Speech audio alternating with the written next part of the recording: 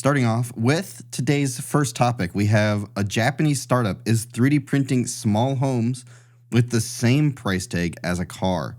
So what does that actually look like? Now, Japanese startup construction company Serendix, hopefully that's how you say that, created a popular tiny proof of concept last year.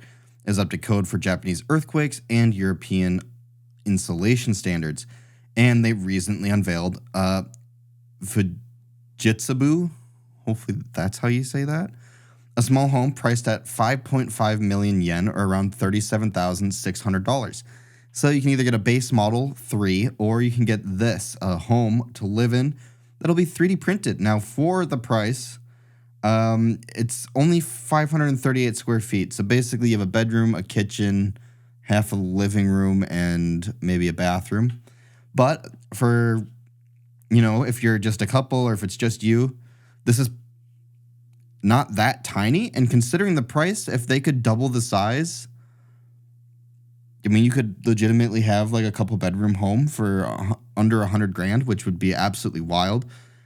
But with that said, it's small home, but it doesn't look that bad. And if you can get solar panel power, that's just wild.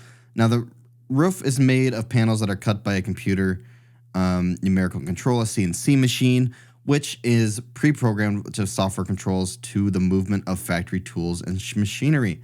Now, it only takes 44.5 hours to print and assemble the home.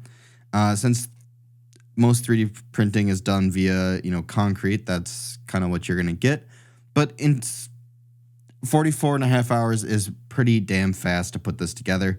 As you can see, here's one partially getting put together here. I actually really you can see the roof here, CNC machined out, but you can see, I actually kind of like the look of the 3D printed layers that a concrete home has. And with that said, because it's concrete, it actually does quite a great job at keeping the house coolish, which is kind of wild to think about. Now, the 3D printed construction isn't a feasible option in populated or dense urban areas, as there's not enough extra land there for the printer to kind of do its thing. But nonetheless, it, at the end of the day, looks not half terribly bad. These pictures are somehow horrible. But you can see they drop the roof in place once they're done. They got the walls all printed out here, and nonetheless, they have to just run some power for it. A couple other things just to note is you can contribute the size of the home to the economical price tag, which isn't found in the U.S. since local rules require minimum sizes for houses and lots, and cost of land makes it impossible for developers to create smaller homes.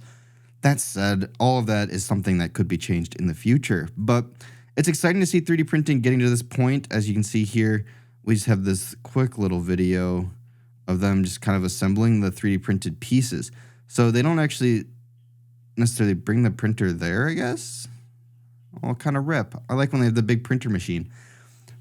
Nonetheless, it's cool to see a home priced at that point, even if it is only 538 square feet. That's still rather impressive for a modern home today.